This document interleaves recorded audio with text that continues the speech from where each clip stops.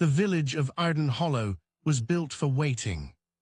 Waiting for dawn to spill through the pine-covered ridges. Waiting for hunters to return with blood on their boots. Waiting for letters that came less and less often. And for Serene Vale, waiting had become a way of breathing. She stood at the threshold of her cottage just before dusk, fingers wrapped around the wooden doorframe, watching the road that cut through the valley like a scar. The air was sharp with cold and smoke, the kind that crept into bones and stayed there. Winter was loosening its grip, but not kindly. No riders came. They hadn't for weeks. Serene closed the door quietly and leaned her forehead against the wood for a moment longer than necessary. The cottage behind her was small, stone walls, low ceiling, a single hearth that never seemed to give enough warmth. It had once felt like safety. Now it felt like confinement. "You should sit," came a gentle voice from inside. Serene straightened. "I'm fine." Maerith, the village healer, did not argue. She rarely did.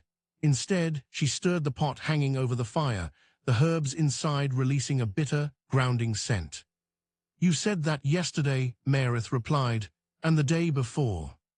Serene crossed the room and lowered herself onto the bench near the hearth, careful, controlled.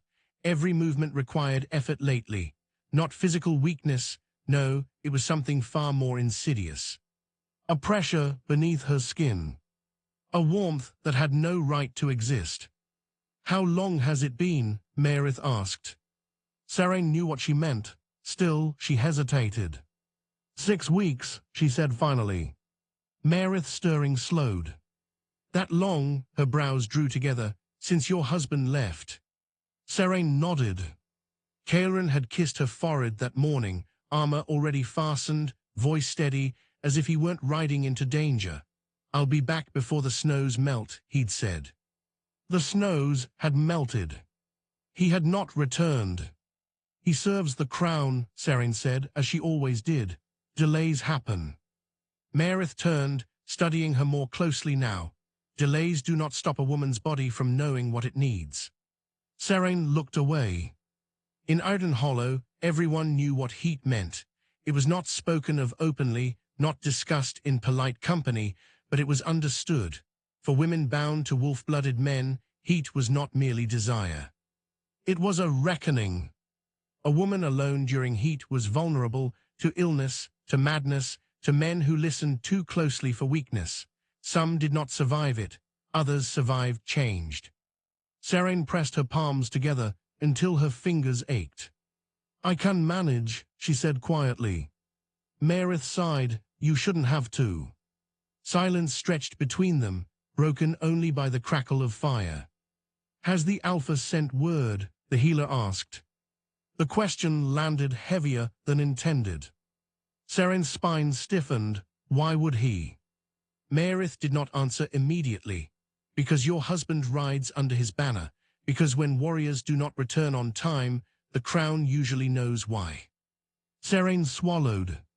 Everyone knew the Alpha King ruled from the northern keep, a figure more spoken of than seen. Powerful, distant, untouchable. His name was carried on whispers and oaths, not conversation. He did not concern himself with village women. "He has not sent word," Serene said, "and he won't." Maerith studied her for a long moment, then nodded. "Then we plan for the coming days." The coming days. As if they were not already upon her. That night, Serene did not sleep. The fire burned low, casting long shadows that moved when they should not have. Her body felt too tight, too aware, every nerve humming like a plucked string. She lay curled beneath the blankets, breath shallow, staring at the ceiling beams. 6 weeks, she thought. Caelrin had promised. He always did. She rose quietly and crossed the room, opening the small chest at the foot of the bed. Inside were folded linens, a spare knife, and at the very bottom, a bundle of letters tied with twine. She had written to him twice already. Both had gone unanswered. Her hands trembled as she untied the bundle and unfolded the most recent letter, rereading words she knew by heart, polite, measured, strong. I am well, the village is quiet, I miss you. It was a lie. Serene folded it back carefully and returned it to the chest. That kind of letter would not bring him home. She pressed a hand to her abdomen as another wave of warmth spread through her, sharper this time. Her breath caught, and she leaned against the wall until it passed. Meredith's words echoed mercilessly. Your body will choose for you. No, Serene whispered, I choose. She lit a candle and sat at the table, pulling fresh parchment toward her. The quill felt heavier than usual between her fingers. This letter would not be careful. This letter would not be safe. She stared at the blank page for a long time. Then she wrote. By dawn, the letter was finished. Short, honest, terrifying. Serene sealed it with shaking hands and tied it with twine, her heart pounding so loudly she feared the walls might hear it. It was meant for one man. She did not know fate had other plans. She handed it to the stable boy just after sunrise, giving him clear instructions, her voice steady despite everything inside her unraveling. Take it to the Southern Post, she said. They'll know where to send it. The boy nodded and ran off, letter clutched tight. Serene watched him disappear down the road. Only then did her knees give way. She sank onto the step, breath breaking, the weight of what she'd done crashing down on her all at once. Come back to me, she whispered to the empty road, please. Behind her, the cottage door creaked softly in the wind. And far to the north, in a keep built of stone and power, a letter began its journey toward the wrong hands. Perfect, you're thinking like a series architect, not just a scene writer, and that's exactly how this should be built. I'll do two things, in order. 1. Write Chapter 2, fully cinematic, alpha POV, the letter arrives, restraint versus instinct. 2. Lay out a clean, powerful 12-chapter plan with escalation, reversals, and payoff. No crowded names, same tone, slow burn tightening. The keep of Northreach did not sleep. It only quieted, like a beast resting one eye open. King Aurelian Thorn stood alone on the upper battlements, the night wind tugging at his cloak. Below him, the land stretched wide and obedient, forests and villages bound by law, oath, and fear. He had been born to this height, raised to see the world from above. It had never felt lonely before. Footsteps echoed behind him, measured, respectful. Your Majesty. Aurelian did not turn.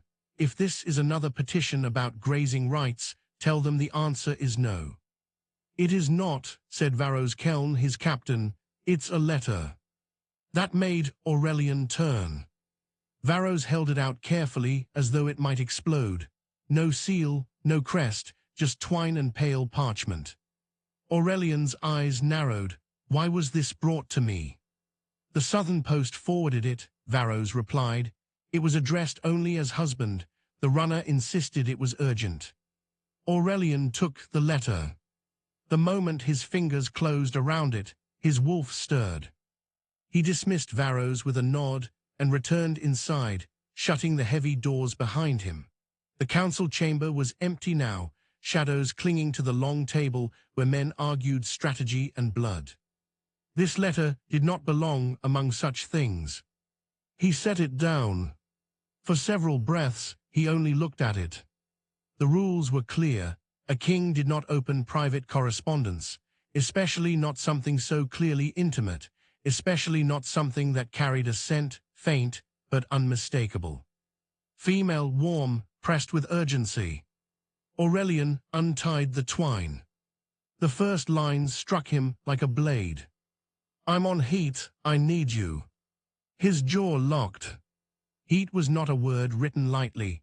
It was not spoken without trust. His wolf surged forward, instinct sharpening, senses flaring, as if the woman herself stood too close. Aurelian read every word slowly once. Then again. By the end, the parchment trembled slightly in his grip, not from fear, but from the force of restraint. Somewhere in his territory, a woman was suffering. And the man she trusted was not answering. Aurelian folded the letter and pressed it flat against the table, breathing through his nose. Kings did not interfere in marriages. Alpha kings especially did not. Yet the rules existed to protect the realm, not to abandon it. He rang the bell. Varros returned immediately. "Find the name Serene Vale," Aurelian said, "village of Arden Hollow." Varros blinked. "You've already read it." "Yes." "And?" Varros asked carefully. Aurelian met his gaze. "Find her husband." By dawn, the truth lay bare. Caelrin Vale, warrior, loyal, missing. Last seen 6 weeks prior, riding north with a supply escort. The road he traveled had since gone quiet, too quiet. Aurelian stood over the map, fingers braced on the table. "He should have returned," Varros said, "or sent word." "He didn't," Aurelian replied, "which means he couldn't." The implication hung heavy. Aurelian closed his eyes briefly. A woman in heat without her mate was not merely uncomfortable, it was dangerous. Her body would not wait for justice or answers. "She wrote believing her husband would come," Varros said. "She never meant." "I know what she meant," Aurelian said sharply. Silence followed. Varros hesitated. "Then what will you do?" That was the question. Aurelian turned back toward the window. The land was waking now. Smoke curled from distant chimneys. Life moved forward, unaware of the fracture beneath it. "I will ride to Arden Hollow," he said. Varros stiffened. "My king." "I will go alone," Aurelian added, quietly. "This could be misinterpreted." "It will be," Aurelian agreed, "which is why I'll be careful." Varros studied him, then nodded once. "If anyone has the right to intervene, it is you." Aurelian did not answer. He retrieved the letter from the table and secured it inside his coat. It felt heavier than steel. Far to the south, Serene Vale woke with a cry she bit back too late. Her body burned. Every nerve felt raw, stretched too tight beneath her skin. She curled onto her side, clutching the sheets, breathing through the surge. The letter was gone. Zend. And there was no taking it back. She pressed her face into the pillow, whispering her husband's name like a prayer that might still be heard. Unaware that the man riding toward her was not the one she had called. All right, here is chapter 3, measured, atmospheric, heavy with restraint. This is the journey chapter where instinct and authority collide, where we learn why the Alpha King fears answering a call like hers. The Alpha King rode before dawn. No banners, no escort, no crown. He wore dark leathers instead of ceremonial armor, his cloak plain, his sword unadorned. To the world, he would pass as another rider traveling south, broad-shouldered, quiet, dangerous in the way men learned not to question. Only the horse knew who he was. Ashenmeyer snorted softly as they left the gates of Northreach, hooves striking stone before sinking into the frost-hardened road. The keep loomed behind them for a moment longer, all iron and authority, then vanished into the mist like something imagined. Aurelian did not look back. He rarely did. The road wound downward through pine and shadow, the land slowly opening as the sky paled. He welcomed the cold air biting at his lungs. It kept his thoughts sharp. It kept the wolf in him alert but leashed. The letter lay tucked close to his chest. He had told himself he would not read it again. He had failed. He knew every word now, the shape of the ink, the way the lines tightened toward the end, as if written by someone running out of time or strength. "I am afraid of what I'll become if I'm alone." That line clung to him. Aurelian had seen what happened to women left alone during heat. Not all survived it with dignity intact. Some were taken advantage of. Others broke in quieter ways, spirits dulled, fire extinguished. And some learned to harden themselves until nothing could touch them again. His jaw tightened. He had sworn long ago that his reign would not be built on neglect. Yet here he was, riding toward a woman whose life was unraveling because the man sworn to her had vanished under his command. The wolf stirred uneasily. "This is not your burden," the beast murmured. "It is," Aurelian replied aloud, voice low. The horse flicked an ear, but did not slow. The first village he passed was still asleep. Smoke curled faintly from a single chimney. A dog lifted its head as he rode by, then settled again. Ordinary lives, ordinary mornings. He envied them. By mid-morning, the road narrowed, trees pressing closer. This stretch of land remembered blood. Bandits had once hunted here until Aurelian personally ended them. The memory clung to the soil like iron. His wolf lifted its head, senses flaring. "Zend. Not danger. Female. Faint old, gone hours ago." Aurelian slowed Ashenmeyer, scanning the treeline. The scent was weak but unmistakable, fear layered beneath sweat, not heat. Someone had fled through here recently. Another failure of protection. He urged the horse onward, unease coiling tighter in his gut. He stopped only once, at a stream cutting through rock and moss. As Ashenmeyer drank, Aurelian dismounted and crouched, splashing cold water over his hands and face. For a moment, he let himself remember. Not the throne, not the crown, but the boy he had been. He had been young when his father died, too young to rule, too old to be spared the weight of it. His mother had vanished into silence not long after, grief hollowing her into something distant and unreachable. And then there had been Maya, the first woman who had ever looked at him as more than a future king. She had gone into heat during a winter storm, trapped with him in a hunting lodge miles from help. He had been barely alpha then, untrained, untempered. He had given in. Not with cruelty, not without care, but without understanding what it meant to answer a woman's heat with an alpha's bond. By spring she had faded, quiet, obedient, her laughter gone. The healer had said it was common. Aurelian had known it was not acceptable. He had sworn never again to answer heat without choice freely given, never to take more than was offered, never to let instinct overrule consent. That vow had shaped his rule. It was why he kept distance, why no woman stood at his side, why the court whispered. He rose slowly, water dripping from his fingers. "And now," he murmured, "fate mocks me." Because Serene Vale had not chosen him. She had chosen her husband. And still she burned. By afternoon, the sky had darkened again, clouds rolling in from the west. Ashenmeyer's pace slowed as the road grew rougher, climbing through ridges toward the southern villages.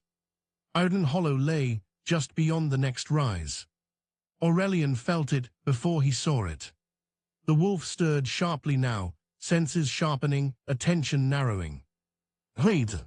Not the full blaze, but the warning edge of it, carried on the wind like a distant fire.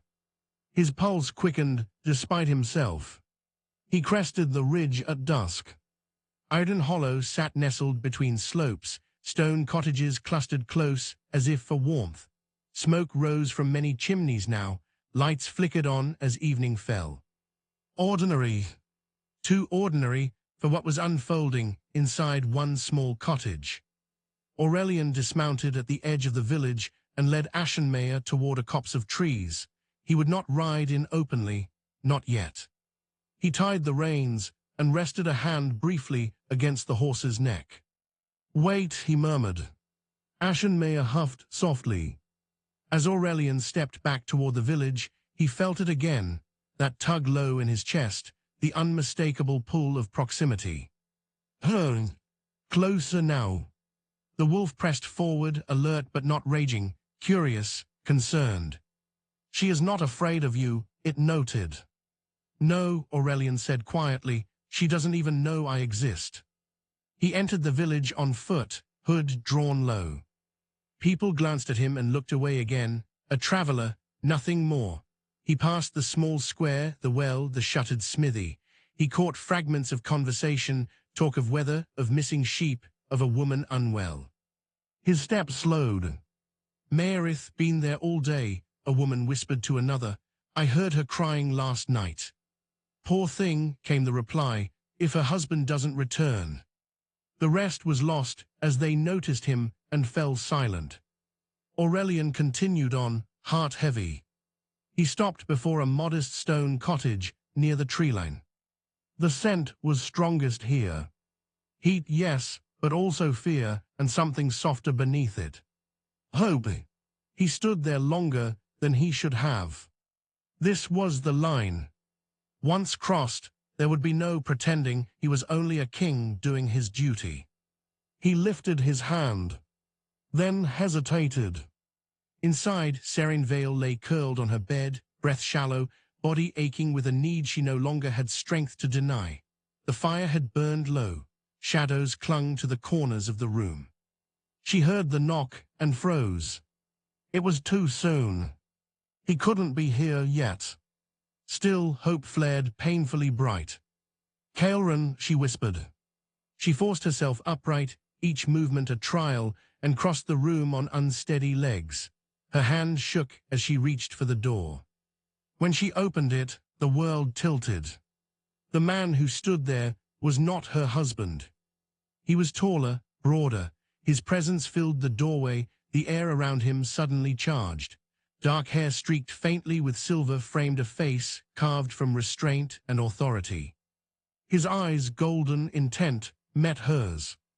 Recognition struck her like thunder. The Alpha King. Her knees nearly buckled. Aurelian caught the doorframe above her head, not touching her, not stepping inside. "Serene Vale," he said quietly. Her breath stuttered. "Why, yes." "I am Aurelian Thorn," he continued, voice steady, careful. "I received your letter." The words echoed between them, heavy with everything unspoken. Serene swayed, and the door remained open between them, just wide enough for fate to step through. The morning sun barely pierced the veil of mist that clung to Arden Hollow, leaving the village bathed in a grey-gold half-light. Smoke from hearths mingled with the scent of damp pine, and somewhere a dog barked far too loudly, announcing the new day with unthinking certainty. Inside her small stone cottage, Serene Vale lay awake, the sheets tangled around her like the chains she felt tightening in her chest. Her body was relentless, a storm contained within fragile walls of skin and bone. Heat had come with the force of a rising tide, and every wave threatened to overwhelm her. She could not move without pain. She could not breathe without awareness. And worst of all, she could not silence it. Her eyes found the empty space where she had expected her husband to appear. Caelryn, her mate, the man promised to her by bonds older than the village itself, was gone.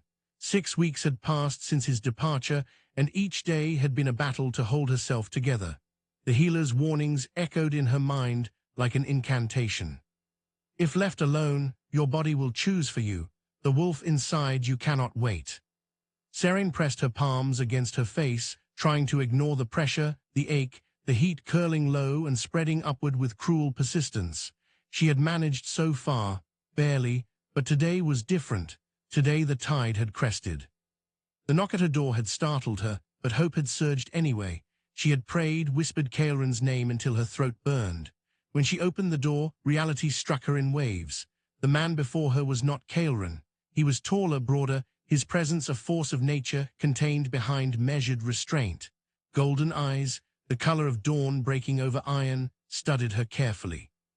"Aurelian Thorn," he said. His voice was soft, but carried weight enough to make the walls vibrate. "I received your letter." Serene's breath caught. Not her husband, not the man who had promised to return. The Alpha King.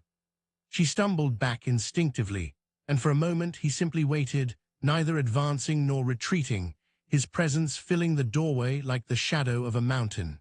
His cloak was dark, unadorned, but there was authority in the way it hung from his shoulders, in the controlled tension of his stance. Her voice trembled. I wrote it for my husband." He nodded once faintly, as though he had expected her to say it. I know, that is why I am here. A shiver passed through her. Not fear exactly, but the kind of sharp awareness that made every nerve stand at attention. I cannot, she began, then faltered, chest rising and falling with effort. Her body reminded her with every breath that she could not speak this truth properly. Aurelian's eyes softened just slightly, but the intensity never left them. You cannot what? Her gaze dropped to the floor. I cannot control it. A silence fell between them. Outside, the village stirred, oblivious to the storm brewing in this small cottage. The Alpha's wolf, the instinct buried deep beneath his calm, rumbled inside him. Every nerve in his body urged caution. Every law he had lived by screamed at him to leave. And yet he could not. For hours he remained in the doorway, observing, ensuring no harm came to her.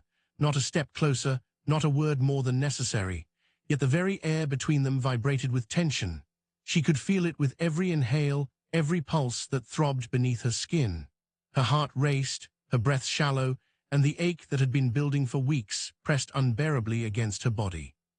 She moved to the table to steady herself, but the motion made the heat surge like wildfire through her limbs.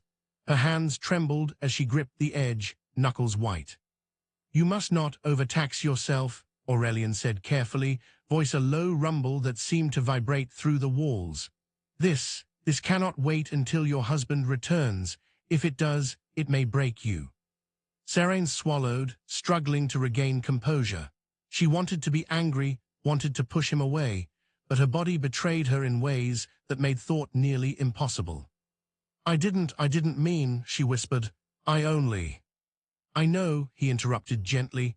I understand more than you think. That is why I am here. You will not be left alone to whatever might happen. Her lips parted, her throat burned. She tried to find words, but there were none that could convey what she felt. The ache, the need, the desperate longing for something she could not name, it was all tangled, raw, and impossible to explain. Aurelian watched her, the wolf inside him tightening like a drawn bowstring. He had seen this before, in other circumstances, other women, but never like this. She was alive with need, but terrified of it, aware of it, and entirely alone. Outside the cottage, life moved on without regard. Children ran through the streets, playing among the cobblestones. Merchants opened stalls, their voices shouting over each other. A young man, drunk with curiosity, paused to glance at the Alpha's cloak. Even at a distance, he could feel something heavy in the air. The village would notice soon enough. Inside, Sarene collapsed onto a chair, hands pressed to her forehead. Heat burned from within, rising like a tide that refused to be held back. Her body ached in ways she had not known it could. Aurelian remained at the doorway, a sentinel. He did not touch her. He did not speak unless necessary. And yet, his very presence pressed against her like a tether she could not escape. Sarene, he said finally, voice softer now, cautious. You must drink water, sit, breathe. She nodded, obeying, though her limbs shook. The candlelight flickered, casting shadows across the walls, turning the room into a theater of tension and restraint. Minutes passed like hours. And then, a knock at the outer door drew both their attention. A villager, worried by the unusual presence, peered inside. Their eyes fell on Aurelian's imposing figure. Recognition sparked. Fear, awe, and curiosity mingled. You shouldn't be here, the villager said, faltering under the Alpha's gaze. I am here to protect her, Aurelian said calmly, voice carrying authority like a weapon. Do not interfere. The villager fled, leaving only the tension between Alpha and woman in the silent cottage. Sarene's body burned hotter than ever. Every nerve screamed. She could no longer ignore the ache that had been building for weeks. Aurelian's golden eyes flicked toward her, sensing the storm rising from her within. The wolf in him shifted, restless, and the king had to bite back a growl. Every instinct demanded that he act, but he restrained himself. Rules, vows, control. Yet the ache she radiated pulled at him like a tide. Hours passed, shadows shifted, heat reached its peak. Aurelian finally spoke again. You must lie down, rest. The day is almost over. No harm will come to you while I am here." Her lips trembled. She obeyed, collapsing onto the bed, sheets tangled around her. Heat coursed through her like fire, but the knowledge that he watched, that he protected, made it tolerable. The Alpha King remained by the doorway, every sense on alert. Outside, the village whispered. Inside, the fire raged quietly, invisibly, in a body that could not wait, and a man who had vowed restraint. It was only the beginning, and neither of them would leave the room unchanged. Perfect, Chapter 5, is where everything starts to snap into high tension. This is the first real face-to-face, high-stakes chapter, where the Alpha King and Serain are forced into close proximity, danger looms, and the slow-burn sexual tension escalates. But we'll keep it cinematic, dramatic, and immersive, perfect for your YouTube storytelling audience. Here's Chapter 5, A Knock at Dusk, super lengthy, layered, and intense. The village was quiet when the sun dipped behind the ridges, leaving Arden Hollow bathed in a copper-gold haze. Smoke curled lazily from the chimneys, mingling with the pine-scented breeze. Children had been called home, doors were shut, and even the tavern had emptied into the twilight.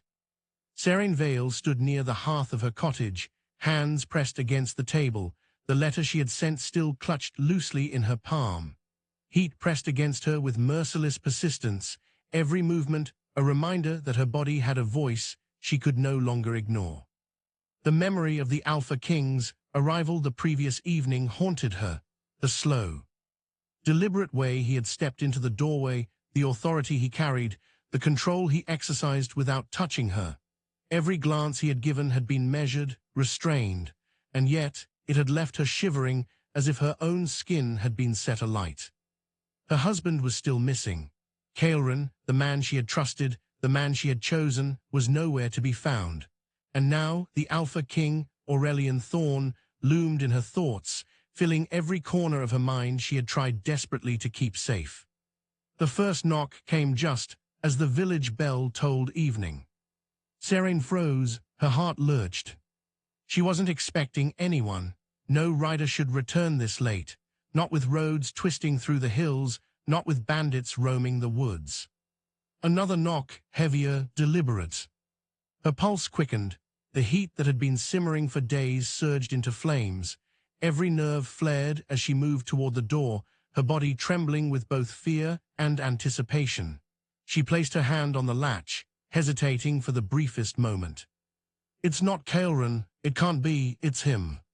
She opened the door.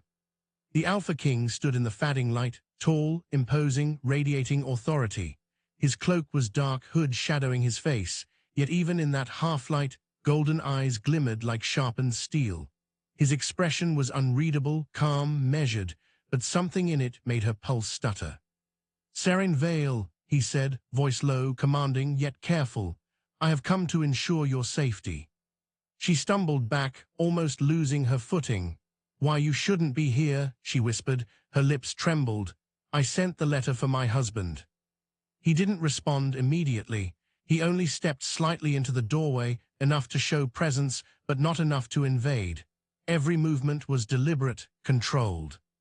"I know," he said finally. "I read it, and I understand more than you think." Her chest rose and fell rapidly. Words failed her. The ache that had been building for weeks clawed through her like wildfire. She wanted to push him away, but her body rebelled against every instinct she tried to summon. Aurelian's eyes flicked to the letters still on the table. "This is why I am here," he said. "Not to replace him, not to claim what is yours, but to prevent harm. That is my duty." The tension between them was palpable. Every step he had taken, every measured movement, pressed against her nerves. She could feel him like a shadow pressing close, a presence she could not deny, and every instinct in her body screamed at her both to flee and to surrender. He noticed, of course, alpha instincts were never wrong. His wolf stirred beneath the skin, sensing the heightened state, the desperation, the burning need she tried to conceal, and he clenched his jaw, forcing himself to remain measured. He could not act, not yet, not while she was still Serain Vale, still a woman caught between obedience, desperation, and desire. Seren tried to compose herself. She forced her trembling hands to grip the edge of the table. I don't know what to do, she admitted. I've never felt this way, this fire, and I can't, my husband, he's gone. Aurelian's gaze softened slightly. He stepped closer, but cautiously, never invading her space. You cannot control it, he said gently, and you are not alone. Her breath hitched. The words themselves, soft, measured, protective, stirred something deep inside her. Relief, fear, desire, she could not tell. Outside, a branch scraped against the wall. Her pulse jumped. Her body responded before her mind could catch up. Heat pressed against every nerve, a tide that would not be denied. The Alpha King noticed. Aurelian took a deliberate breath. I cannot touch you unless you give permission, he said, but you must know this fire, this heat, will not wait for your husband forever, and I will not let it harm you. Seren sank into a chair, clutching herself. Her face burned, her voice caught. I don't want anyone else, she said, almost a whisper. I just need relief. The words hung between them like a blade. Aurelian's wolf growled softly in protest, instincts straining. He clenched his fist, forcing restraint. She is not yours, he reminded himself. Not yet. She belongs to no one until she chooses. And yet the pull was undeniable. Hours passed like a suspended moment. He stayed, watching over her, ensuring she did not collapse or succumb to illness or worse. The candlelight flickered, shadows danced along the walls, and her body continued its relentless demand. Outside, the village began to whisper. Curious eyes peered from windows and corners, noting the unusual presence of the Alpha King at a woman's cottage in the twilight. Fear and curiosity mingled, but none dared approach. The danger of the situation was palpable, and instinct made villagers keep distance. Inside, Seren's need became more urgent. The ache of longing pressed against her body, every breath shallow, every movement painful. She could feel the tension in the air, Alpha presence, power, control, all mixed with her own desperate need. She could not speak, she could barely move, and yet she could feel him, constant, watchful, a presence that both terrified and comforted her. The night deepened, heat pressed closer, shadows stretched longer, and for the first time, Seren felt the weight of her choice, the impossibility of waiting any longer. Aurelian, standing at the doorway, felt it too. The fire she radiated, the tension in every nerve, the desperation he could smell on her like iron in blood. And still, he did not cross the line. He did not reach for her. He only watched, guarding, measuring, restraining. Every instinct screamed. And every instinct obeyed the vow he had made long ago. Restraint until permission, protection until choice. The storm between them had begun. And by the time the first stars appeared above the ridge, neither of them would ever be the same. The night pressed heavily against Arden Hollow, shadows stretching long and uncertain across the quiet village. Inside her cottage, Seren Vale sat near the hearth, the embers glowing dimly, her body still taut with the lingering fire of her heat. Every breath was shallow, every movement measured, as if even the air might betray her. Aurelian Thorn remained near the doorway, silent and immovable, his golden eyes fixed on her. He had been there since dusk, watching, protecting, and restraining. Each moment had been a battle of control, both his and hers, a tension neither could fully escape. The village's whispers had faded as night deepened, leaving only the two of them suspended in the fragile bubble of the cottage. Seren's fingers trembled as she clutched the edge of the table. She began, her voice breaking. I don't know how much longer I can. You will endure, Aurelian said softly, his tone careful but firm. I will not let you succumb to weakness or danger. Her gaze lifted to his, and for the first time she studied him fully, not the Alpha King spoken of in whispers, not the figure of power looming above villages and kingdoms, but the man who now stood in her home, guarding her with an intensity that both terrified and consumed her. You don't understand, she whispered. This fire, it's more than I imagined. I can feel it everywhere and it won't stop. He stepped slightly closer, careful to maintain distance, every movement deliberate. I understand enough. I've seen what happens to those left alone in such states. You are in danger if you remain unattended. The words hit harder than she expected. Danger, the reality of her vulnerability, the absolute need for protection, pressed against her like a physical weight. Her body, already desperate, shivered in response, not from fear, but from the raw awareness of his presence, the controlled authority radiating from him. Aurelian's wolf stirred beneath his skin, senses alert, instincts urging him to act, to take what the situation demanded. He clenched his jaw, forcing himself to remain measured. Every instinct screamed, every fiber of his being demanded that he intervene, but he had vowed restraint. He had vowed protection without crossing boundaries. "You must rest," he said finally. "Lie down, conserve your strength. I will remain here. No harm will come to you." Serene obeyed, collapsing onto the bed, the sheets tangling around her like a soft cage. Her heat flared anew, pressing against her with a force that made every breath a trial. She could feel the tension in the room, the weight of him watching, waiting, restraining. It was a pressure unlike any she had known, and yet it brought a strange sense of safety. Outside, the village had gone quiet. The last few villagers had retreated indoors, leaving only the wind and the distant call of a night bird. The cottage became a world unto itself, a space where time stretched and contracted with every heartbeat, every breath.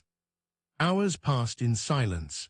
The only sounds were the soft crackle of the dying fire, the occasional shift of Serene on the bed, and the subtle movements of Aurelian as he remained vigilant. His presence was a constant, a weight of authority that pressed against her consciousness, igniting the fire she had tried to suppress. As the night deepened, the ache in her body became unbearable. Her pulse raced, her limbs ached, and every nerve screamed in response to the proximity of the Alpha. Yet he did not move closer. He did not touch her. He simply remained, a sentinel of restraint and power. Serene's mind swirled with conflicting emotions, relief, fear, longing, and an undeniable attraction that she could not name. She wanted to reach out, to close the distance, but even the thought sent tremors of shame and desperation through her. Aurelian sensed the struggle within her, every hesitation, every flicker of need. He knew she was caught between desire and propriety, between instinct and obedience. And he remained steady, a rock in the storm, even as his wolf howled softly in frustration beneath his skin. Minutes stretched into an eternity. Serene pressed her face into the pillow, seeking relief she could not find, her body still aflame, her mind a tangle of longing and restraint. Finally, Aurelian spoke again, voice low and commanding. "I will not leave, not until this passes. You are under my protection, and I will not let the night take advantage of your vulnerability." Her lips parted, a quiet gasp escaping, "And if," her voice faltered, "if I cannot wait." He took a slow, deliberate breath, his golden eyes holding hers with unwavering intensity. "Then you will survive," he said, "and I will ensure it, nothing more, nothing less, until you are ready to choose." The words hung between them, heavy with promise and restraint. The tension, the desire, the unspoken fire, it all pulsed in the space between them. Serene shivered, not from cold, but from the raw awareness of him, the storm of heat and control that filled the room. Time seemed to suspend itself, the night stretching on as both of them remained locked in a delicate balance of need and discipline. Outside, the world slept. Inside, the fire burned, silent, relentless, and consuming. And in the quiet, the Alpha King and the woman caught in the throes of heat discovered a truth neither could deny. Some fires could not be tamed, only endured, until the moment of choice arrived. The first light of dawn crept through the cracks in the shutters, painting Serene Vale's cottage in soft, gold streaks. She lay on her bed, limbs tangled in the sheets, the night's fire still burning low within her. Every muscle ached, every nerve thrummed, and yet the exhaustion from hours of tension made her bones heavy. Aurelian Thorn had not left. He remained near the doorway, his posture still straight, eyes golden and alert. Even in the dim morning light, the authority in his presence pressed against the room, a constant weight she could neither push away nor ignore. The fire within her had not diminished, it had only been tempered by his restraint, his unwavering vigilance. "You need to move," he said quietly, voice steady but soft. Sitting in one position will only worsen the strain. Serene struggled upright, hands clutching the edges of the mattress for support. Her body protested, heat radiating with every breath. I don't know if I can, she whispered. It feels like it has taken over every part of me. Aurelian stepped closer, carefully, just enough that she could feel the warmth radiating from him, the subtle power contained in his measured movements. Then I will guide you, he said. Slowly, step by step, you are not alone. She nodded, though her pulse raced and her heart hammered against her ribs. Even as she obeyed, a tremor of uncertainty ran through her. What she was feeling was unfamiliar, overwhelming, and terrifying. Yet there was no threat in his presence, only control and an unspoken promise of protection. Together they moved toward the table, where he helped her steady herself. Each step was deliberate, measured, and careful. She could feel the tension in the air, the raw magnetism that hung between them, the silent acknowledgement of the storm that had been building for days. As she settled into the chair, Aurelian studied her quietly, eyes soft but unwavering. You are stronger than you realize, he said. Your body may demand, but your mind remains intact. That is what will carry you through. Serene's breath hitched. And if it does, she asked, voice trembling, if I lose control? You will not, he replied, firm but gentle.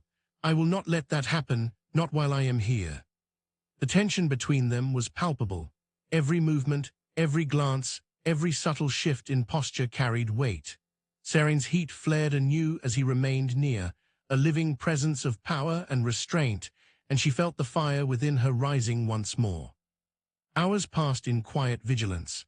Aurelian remained steadfast, observing, gidding, never crossing the boundary, yet his mere presence was enough to make her skin burn and her heart race. Outside, the village stirred to life, but inside the cottage, time seemed suspended, measured only by the ebb and flow of her breath and the steady rhythm of his watchfulness. By midday, Serene's strength wavered.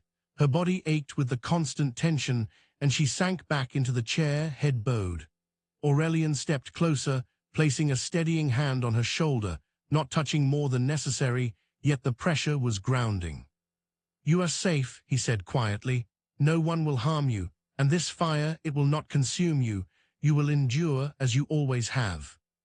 Her lips parted, a soft sigh escaping as she leaned into the weight of his presence, drawing strength from the certainty that he would not leave, that he would not fail her. And for the first time since her heat had begun, she allowed herself to believe she might survive it intact, under his unwavering vigilance. The days stretched onward, marked by small movements, measured steps, and quiet endurance.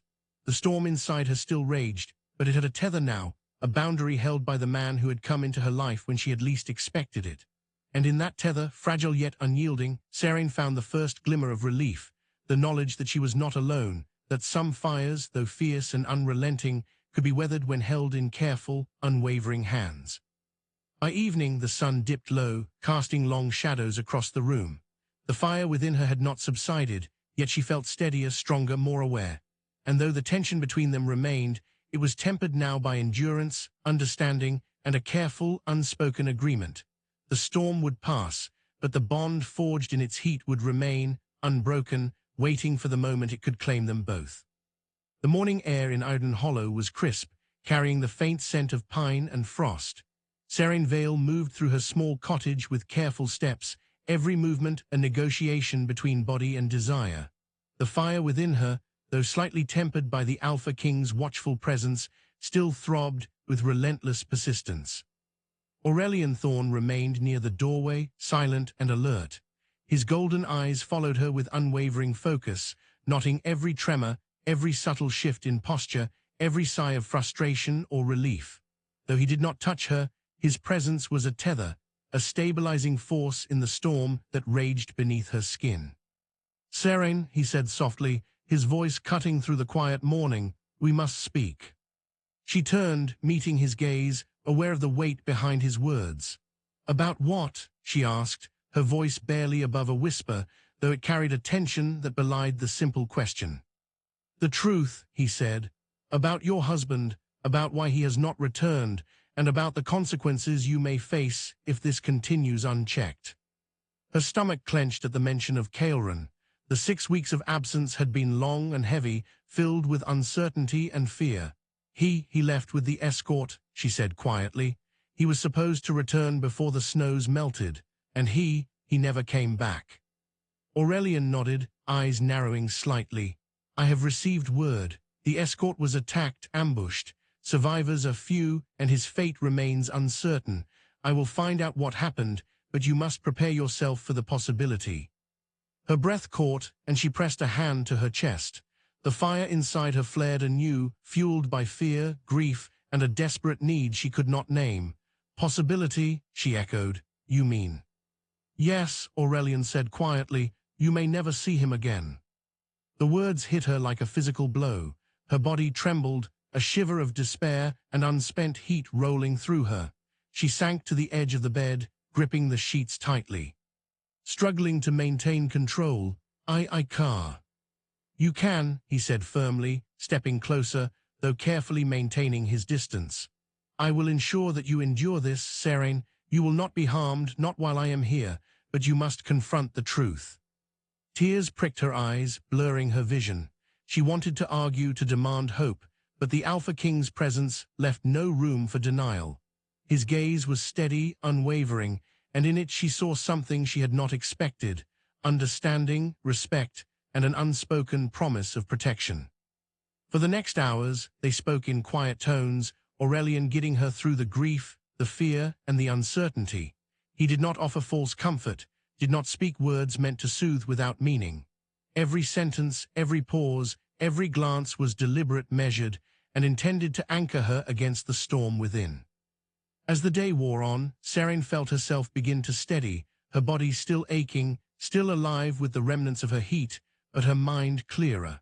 The knowledge of Caelrin's possible fate weighed heavily, but the Alpha King's presence, his restraint, and his unwavering vigilance gave her a thread to hold on to. By evening, the sun had lowered behind the ridges, casting long shadows across the cottage. Sarene sat quietly, hands folded in her lap, breathing with measured control. Aurelian remained standing, silent but vigilant, the room filled with the unspoken bond of endurance, protection, and mutual recognition of the storm they had both weathered. In the fading light, Sarene realized that her world had changed. The man who had entered her home, who had remained through her fire and despair without yielding to it, had become an unmovable presence in her life. The bond forged in those long hours of heat, fear, and uncertainty was fragile, yes, but undeniable. And somewhere deep within, beneath the ache, the fire, and the grief, a seed of trust began to take root, a seed that would grow slowly into something neither of them could yet name, but that both would come to recognize as inevitable. The day had barely begun when a thin mist hung over Arden Hollow, clinging to the rooftops and winding streets like a silken veil. Sarene Vale moved through her cottage with careful deliberation, aware that every motion stirred her own restless fire anew. The memory of Aurelian Thorn standing sentinel in her home lingered in her mind as tangibly as the lingering warmth in the room, a presence she could not escape even when he was not there. He had left only briefly at dawn, claiming errands that required his attention in the nearby woods and villages, but the knowledge of his return loomed over her like the shadow of a mountain. She felt the tension in every nerve, the ache that refused to be quelled, a reminder of the storm that had taken root in her body and would not dissipate until it was answered, properly, fully, irrevocably. Her thoughts kept returning to the truth Aurelian had revealed. Her husband, Caelrin Vale, might never return. The words had struck like a blade, sharp and unrelenting, cutting away the fragile hope she had clung to for weeks. In its place had settled grief and fear, a shadow that she carried in every movement. Yet with that shadow came a strange clarity. She could not remain passive. She could not allow herself to be consumed by the fire within without guidance, protection, or a path forward. Aurelian returned at mid-morning, his presence immediately noticeable before he even spoke. The Alpha King moved with the quiet authority of a predator who did not need to prove his dominance. He simply existed, and the world bent in acknowledgement. His cloak hung plain and dark over broad shoulders, his expression measured but unreadable, golden eyes sharp and commanding as they scanned the interior of the cottage before settling on her. "Serain," he said, voice low and steady, "we must discuss the choices before you." She had anticipated this moment, feared it even, yet the sound of his voice brought a mix of dread and relief that twisted through her chest. She rose from the chair where she had been sitting, steadying herself with a hand pressed to the edge of the table. I don't know what I can do," she admitted. If he is gone, if there is nothing left for me," her voice faltered, breaking under the weight of fear and unspent need. Aurelian's eyes softened, just enough to betray the careful humanity he allowed himself to show. "You are not without choices," he said. "The fire you carry, the heat that threatens to overwhelm you, it is not shameful and it is not weakness. It is part of you and it will not be ignored. But the way you respond to it will determine what you become and who you allow to remain in your life." Her pulse quickened. She wanted to shrink away, to avoid the raw intensity in his gaze, but she could not. Something in the set of his shoulders, the steadiness in his stance, and the watchfulness in his eyes commanded her attention, held her in place even as her body burned with need. "I don't know if I can choose," she whispered. "I don't know if I can survive without him, without anyone." "You can," he replied firmly. "I will ensure it. I will not leave you to this alone. You will endure, and you will decide for yourself what you want, who you allow near you, who you trust, and what you will permit yourself to feel. You are not a victim of circumstance. You are not powerless." The hours stretched on as they spoke. Aurelian guided her through the storm of emotion and desire that had become her constant companion. He did not offer hollow reassurances. He did not speak with idle words meant to soothe her alone. Every syllable, every gesture, every deliberate pause was intended to anchor her, to provide the clarity and control she had been denied by circumstance. Serain began to understand slowly that her fire, the heat that had consumed her for weeks, was not something to fear nor something to hide. It was a part of her, a truth that demanded recognition and one that could not be ignored. The Alpha King, imposing and unyielding though he was, offered her a path through it, a structure within which her need could exist without consuming her entirely. By mid-afternoon, the conversation had shifted. Words of protection and guidance gave way to more personal reflections, moments where the walls between them thinned, and the unspoken bond forged in the past weeks became almost tangible. Serain could feel the weight of his presence, the quiet power that radiated from him, and the subtle pull that made her aware of her own desire in ways she had never permitted herself to acknowledge. "You are stronger than you realize," Aurelian said at one point, voice low and near, carrying the weight of command and the rare softness he allowed himself. "Your fire does not make you weak. It is proof of life, strength, and resilience, and you will decide who earns the right to share it." The words struck her deeply. They were not a promise of indulgence, nor a claim over her body. They were a statement of power, protection, and choice, an acknowledgement that she was not powerless, that her heat, her desire, her need were hers to command if she could only summon the courage. As evening fell, the tension in the room thickened.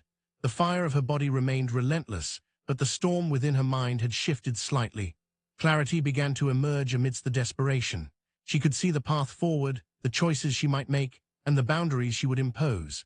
Yet even as she recognized these truths, the presence of Aurelian Thorn, the Alpha King who had become her constant shadow, stirred something deeper, a pull she had no defense against. He remained near, unwavering, a constant in a world that had threatened to collapse around her. The connection between them had grown, fragile but undeniable, built on shared endurance, mutual recognition of the fire within her, and the unspoken understanding that some bonds were forged not by choice alone, but by circumstance, necessity, and the relentless heat of survival. By the time the stars appeared above the ridge, casting silver light into the cottage, Serain realized that she had survived another day. She had faced the truth of her husband's absence, the fire that raged through her, and the Alpha who had entered her life unbidden. And though the path forward remained uncertain, fragile, and fraught with tension, she understood one thing with unwavering clarity. The storm within her would not be ignored, and neither would the presence of the man who had taught her that strength, control, and desire could coexist, if she dared to claim them. The night deepened around the cottage. Shadows stretched across the floor, the embers in the hearth glowed low, and the fire within Serain continued to burn, unrelenting. Waiting for the moment she could finally make her choice. The first chill of winter had begun to settle over Arden Hollow, a brittle frost coating the rooftops and twisting the air into sharp, clean lines. Serene Vale moved through her small cottage with quiet care, every step deliberate, every breath measured. Her body still bore the heat of weeks past, the storm within her refusing to abate, and yet there was a strange rhythm now, a rhythm born of endurance, necessity, and the presence of the man who had entered her life and refused to leave. Aurelian Thorne stood near the doorway as always, silent and immovable. Even in the fading light, his golden eyes shone with a sharp intensity, noting every tremor, every subtle flicker of tension in her posture, every whisper of unrest in her body. He did not speak unless required, did not touch unless necessary, but the weight of his presence pressed against her like a tangible force, both comforting and terrifying in equal measure. "You have not eaten," he said at last, voice low and deliberate, carrying the authority he wielded so effortlessly. "You cannot endure the day if you do not nourish yourself." Serene lowered her gaze, hands folded in her lap. The fire inside her throbbed, insistent, unrelenting. I don't feel hungry," she admitted, voice soft and strained. "I can barely think, let alone eat." "You must," he insisted. "Your body demands more than just survival. It requires strength, endurance. You will not be able to control what comes next if you neglect yourself." Her gaze met his, and in it she saw not judgment, but unflinching resolve. Aurelian's presence was a constant reminder that restraint and power could coexist, that even the fiercest of storms could be tempered with discipline. And yet, the very proximity of him stirred the fire within her anew, a reminder that some forces could not be fully tamed. The hours stretched onward as he guided her through small tasks, each one measured, deliberate, and intended to anchor her. He remained near at all times, a constant shadow, and she became acutely aware of every movement, every sound, every breath. The cottage became a theater of tension and restraint, every corner alive with the silent acknowledgement of desire, endurance, and the fire that still raged within her. "Serene," he said after a long pause, voice quiet but commanding, "you must tell me what you fear most. You cannot survive this by silence alone. Speak, and I will listen." Her lips parted, and for a long moment no sound came. The fire inside her threatened to overwhelm, yet she felt the need to confide, to share the weight of fear and desire that had pressed against her for weeks. "I fear that I will lose myself," she whispered finally, "that if my husband does not return, if I am left alone, I will not survive this heat. I will succumb, and there will be nothing left of me but fire and ash." Aurelian nodded slowly. "Then you must allow me to guide you," he said, each word deliberate, imbued with authority and care. "You will not be left to burn alone. You will endure and you will survive. But you must trust me, and you must act with me, not against me." The words struck her like a lifeline. She had feared surrender, feared the vulnerability it required, yet in that moment, she understood that control could coexist with submission, that fire could be tempered by guidance, and that survival could be found even in the midst of desire. The day deepened, shadows stretching long across the floorboards. Aurelian remained a constant presence, silent and unyielding, a sentinel in a storm that refused to abate. Serene moved through her own rituals with careful precision, each movement deliberate, yet every breath and motion carried the lingering heat of weeks past, a reminder that some fires could not be ignored, only endured. At one point, she paused by the window, gazing out at the village below. The streets were quiet, the houses still and shuttered against the cold, yet she felt the weight of eyes upon her, unseen but present, curious and cautious. The world outside continued, indifferent to her struggle, and yet the presence of Aurelian Thorne within these walls transformed it, turning the ordinary into a crucible of desire, discipline, and unspoken tension. "You feel their gaze," he said softly, stepping closer, though careful to maintain distance. "It is natural. Humans are always aware of what they do not understand, but you must not let it sway you. You are not accountable to their curiosity. You are accountable only to yourself and to the choices you make here." Serene drew a trembling breath. "And if I fail," she asked, "if I cannot endure?" "You will endure," he said quietly, unwavering. "I will not allow otherwise. You are stronger than you realize, and this fire, though relentless, is proof of that strength, not a weakness. You will survive this, and you will emerge whole. As the afternoon waned into evening, the fire inside Serene flared again, sharper, more insistent. She pressed her hands to her temples, feeling the ache that had become almost constant, a tide she could not hold back. Aurelian observed silently, golden eyes flicking to her with a measured intensity, the wolf beneath his skin stirring with every sign of her unrest. He stepped closer, just enough for her to sense the warmth radiating from him, the subtle pressure of his presence, the authority that demanded attention without force. "You must lie down," he said softly. "Rest, conserve your strength. You cannot fight this storm alone, and you must not try. I am here, and you are safe." Her legs wobbled as she sank onto the bed, sheets tangling around her like a protective barrier. The fire within her burned hotter than ever, yet the knowledge of his presence, his vigilance, tempered it slightly, offering a thread of relief amidst the storm. Hours passed in silence, the room filled only with the low crackle of the hearth and the measured breathing of the two of them. The tension between them was palpable, a living entity that neither could ignore. Her heat, her desire, her fear, all pressed against the boundaries he maintained, and yet she found a strange solace in the restraint, a recognition that some fires could be guided, even if not extinguished. By nightfall, Serene lay back against the pillows, breath steadying, mind clearer, though the fire within her still raged, insistent and unrelenting. Aurelian remained near, silent and unwavering, a sentinel in the night, and in his presence she felt the fragile beginnings of trust, of endurance, of understanding that the storm within her could be weathered. If she allowed herself to lean on the man who had entered her life and refused to leave, who had become her anchor in the unrelenting tide of heat, desire, and fear. The stars began to glimmer faintly through the window, casting silver light across the room, and for the first time in weeks, Serene allowed herself to hope. The fire within her would not be tamed, but perhaps it could be guided, and perhaps, just perhaps, she could survive and endure without losing herself entirely. The wind had shifted, carrying a brittle chill through Arden Hollow, rustling the bare branches and bending the few stubborn leaves that clung to them. Serene Vale moved through her cottage with deliberate care, aware of the ache still lingering in her body and the fire that refused to be extinguished. Each step was measured, a negotiation with her own restlessness, every breath a reminder that the storm inside her still roared unchecked. Aurelian Thorn was already present, standing near the doorway as he had been for countless hours over the past weeks. His golden eyes were fixed on her, unwavering, the subtle sway of his cloak marking him as a figure of authority even in the dim morning light. The weight of him pressed against the room like a tangible force, comforting and terrifying in equal measure. "You have grown stronger," he said softly, voice low and deliberate. "Not because this fire has diminished, but because you have endured it." Serene's lips parted, and for a long moment no sound came. The truth of his words echoed in her mind. She had survived the past weeks of heat, tension, and unrelenting need.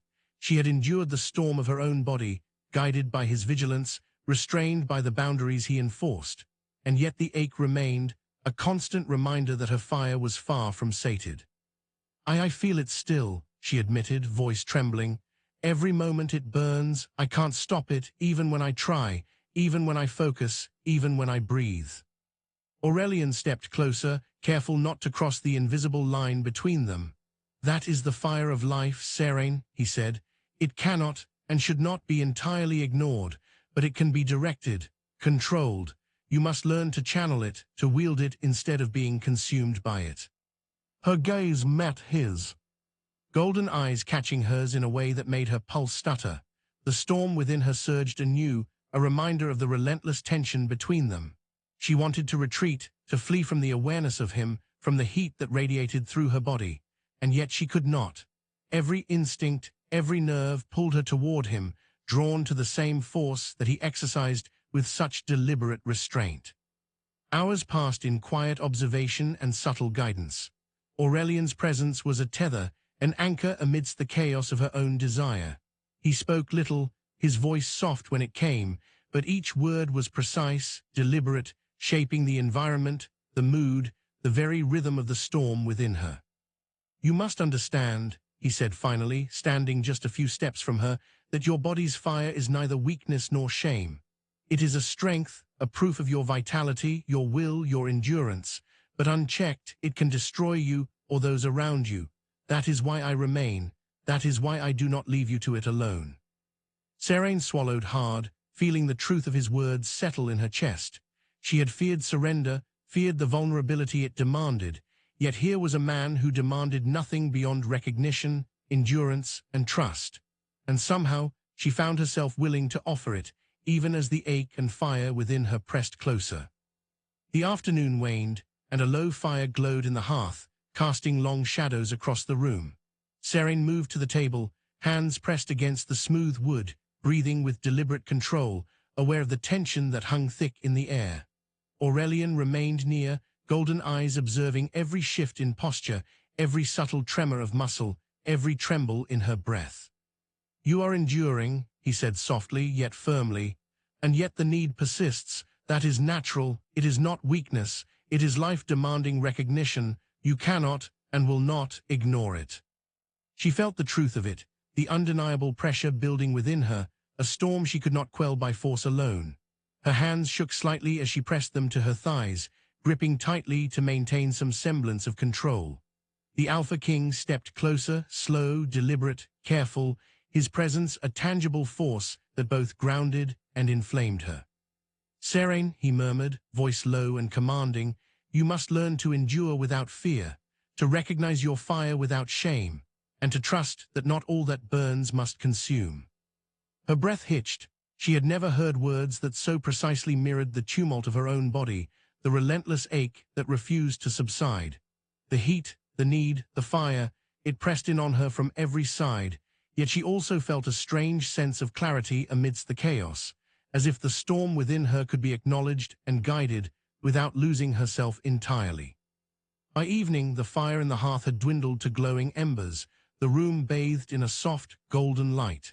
Seraine sank into a chair, legs folded beneath her, hands pressed against her chest, as she tried to steady the ache that continued to flare without mercy. Aurelian remained near, silent, the weight of his presence a tether she could cling to, a boundary she could trust amidst the tempest of desire. "Your fire will not harm you," he said finally, voice quiet but unyielding. "You are stronger than it, stronger than fear, stronger than the storm of heat that consumes you, and you will endure because I will not allow you to be consumed." Seraine's lips parted, a soft exhale escaping, her body trembling in a way that was both release and anticipation. The fire had not diminished, yet the understanding of it, the acknowledgement that she was not powerless, offered a strange, fragile comfort. She could endure, she could survive. She could recognize the storm within her and meet it with guidance and restraint rather than fear. The night stretched on, filled with quiet moments, careful observation, and the unspoken tension that had become their shared reality. Outside, the village slept beneath the thin veil of frost, unaware of the storm that had taken root in a single, quiet cottage. Inside, fire and restraint coexisted, desire and discipline intertwined, and the bond between Alpha King and woman grew stronger, forged in the heat of endurance, trust, and the unyielding storm that would not be denied. As the stars glittered faintly through the window, Seraine realized that the fire within her was no longer simply a torment. It was a force, a truth, and a measure of the strength she had discovered in herself, and the presence of the man who had refused to leave her side.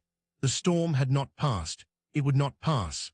But for the first time, she felt she might endure it fully, and perhaps even emerge from it whole. The first light of dawn spilled over Arden Hollow, turning the frost-laden rooftops to silver and gold.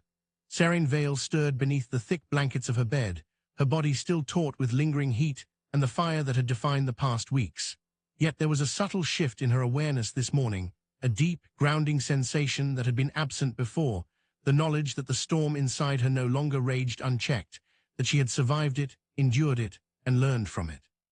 Aurelian Thorne remained near the doorway, as he always had, silent, unwavering, his golden eyes observing every subtle tremor of her body, every flicker of emotion across her face.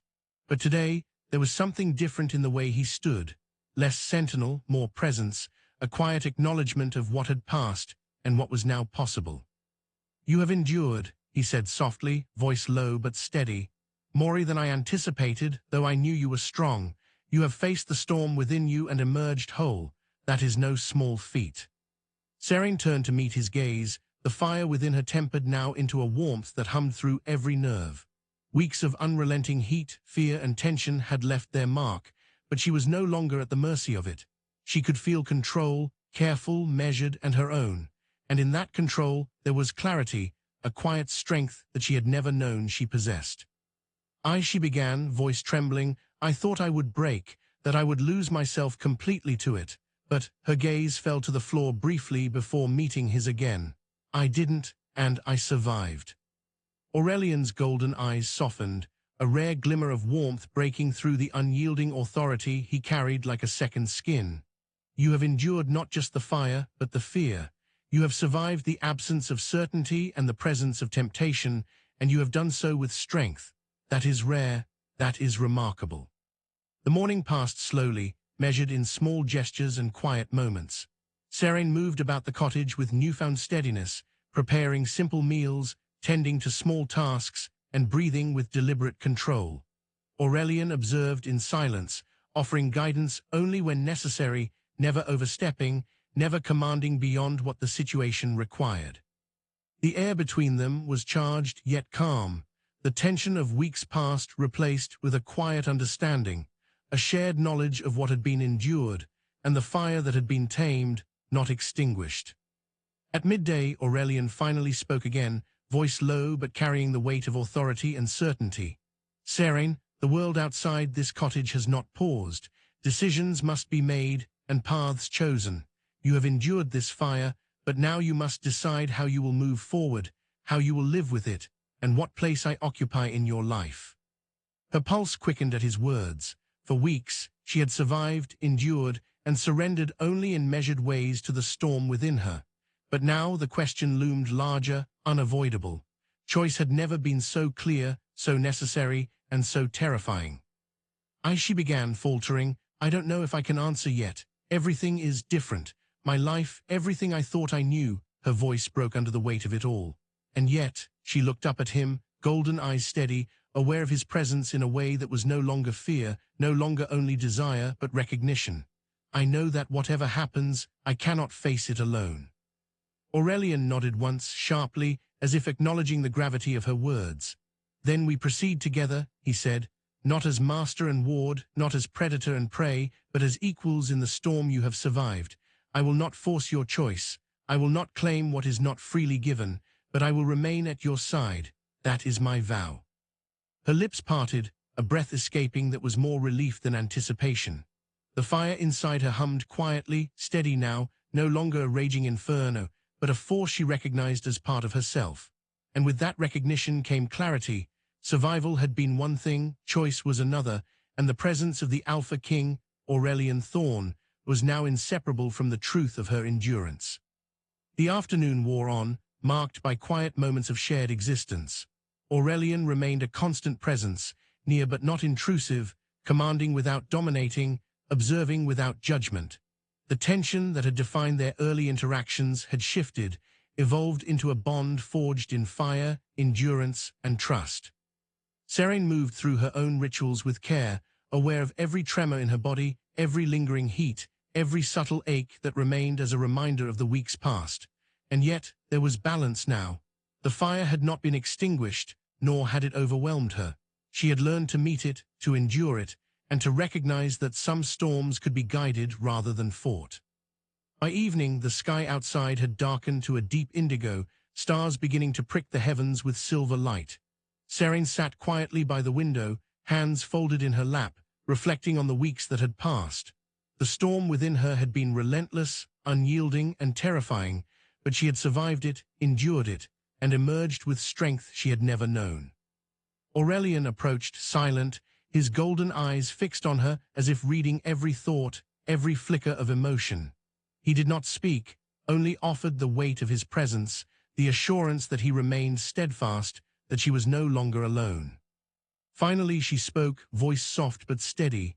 I understand now, the fire inside me is not a curse, it is part of who I am, and I am no longer afraid of it, not while you are here. A faint, rare smile touched his lips, and he stepped closer, careful but deliberate, letting her feel the warmth of him, the assurance of his restraint, the promise that he would remain beside her without overstepping. "Then you have learned well," he said. "You have endured, you have survived, and you have chosen. And that choice, freely given, will define all that comes next." The night settled fully over Arden Hollow, the stars shimmering faintly through the window, and in that quiet, fragile space, Serene Vale felt a profound truth settle in her chest. She had endured fire, heat, desire, and fear, guided by the unwavering presence of the Alpha King who had refused to leave her side. She was whole, tempered by the storm within, and aware that the future, whatever it might bring, would be faced with clarity, strength, and choice. The fire within her still burned, steady and relentless, but now it was hers to command. And with Aurelian Thorn beside her, steadfast and unyielding, she knew that no storm, no heat, no trial would ever consume her again.